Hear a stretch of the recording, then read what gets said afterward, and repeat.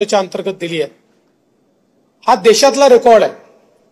म्हणजे अनेक राज्यांना 10 वर्षात देखील 20 लाख घर मिळालेली नाही। महाराष्ट्रामध्ये पहिल्यांदा आपण 2022 चं जे टार्गेट ठेवलं होतं ते एससीसीसीच्या यादीप्रमाणे ठेवलं होतं।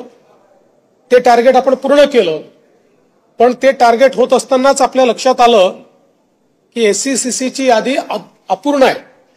म्हणून आपण केंद्र सरकारकडे विनंती केली की यादी चुकीची बनलेली आहे, 2011 ची यादी आहे आणि म्हणून आम्हाला पुन्हा घरांचं रजिस्ट्रेशन करण्याकरता संधी द्या।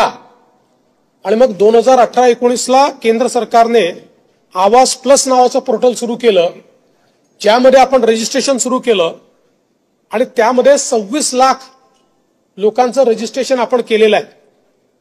या 26 लाखापैकी जवळपास 20 लाख लोकांना घर देण्याचा निर्णय ऑलरेडी केंद्र सरकारने दिलेला आहे।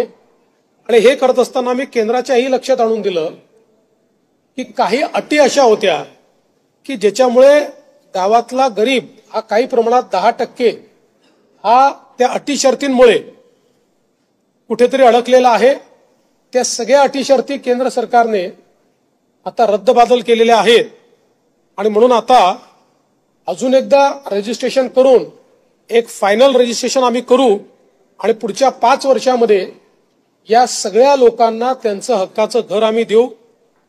आणि हे करत असताना आमचा प्रयत्न आहे की प्रधानमंत्री आवास योजना असो, मोदी आवास योजना असो, जनमन आवास योजना असो, शबरी आवास योजना असो, रमाई आवास योजना असो, आता या सगळ्या योजनांमध्ये जी घरं होतील या सगळ्या घरांना सोलर द्यायचं, जेणेकरून त्या घरामध्ये राहायला जाणारे जे आहेत